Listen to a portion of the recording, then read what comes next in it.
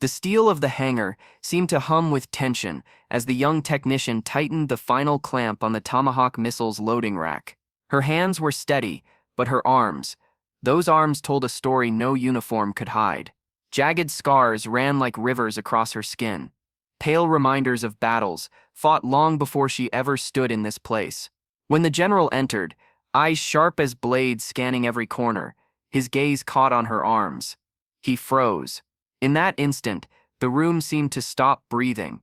Before I tell you what happened next, tell me in the comments where you're watching from.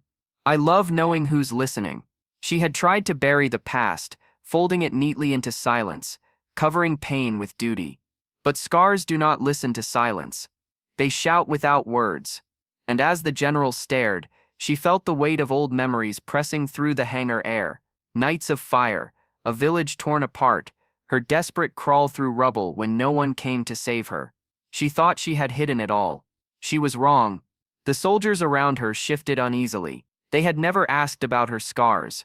Respect kept them silent, but respect also kept them curious.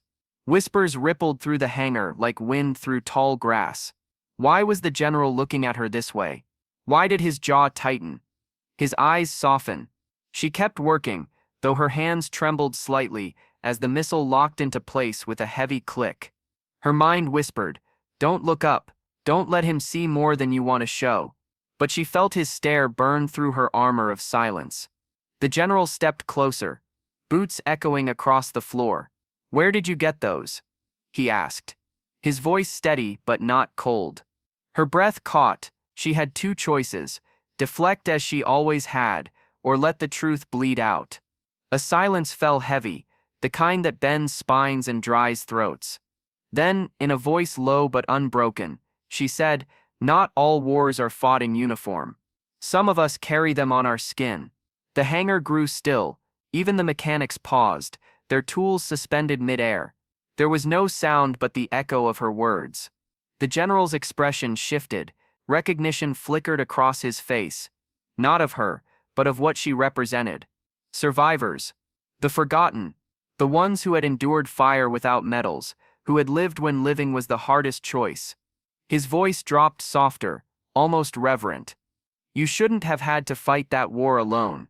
Her heart raced. No commander had ever spoken to her that way. For years, she had believed her scars were shame, marks to conceal. Yet now, in front of the entire unit, the highest-ranking officer gave them meaning. A weight she had carried for so long began to lift, if only slightly. The climax rose not in gunfire, but in silence that thundered louder.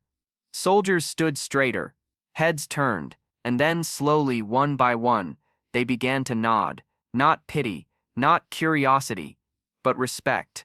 Applause didn't erupt. It wasn't needed. The stillness itself was honor enough. For a moment, she wondered, was it right to have revealed that piece of herself? Vulnerability could be weakness in uniform. But she realized something greater. Scars are not weakness. They are proof of survival, and survival is strength. The general finally spoke again, his words deliberate. "Those missiles may carry power, but so do you. Don't forget that." And with those words, the silence broke into something unspoken but understood. Unity. The kind that binds soldiers together beyond rank, beyond scars, beyond fear. Because kindness doesn't vanish. It waits, and it finds its way back. And as she lowered her arms, sunlight cut through the hangar's high windows, falling across her scars like ribbons of gold.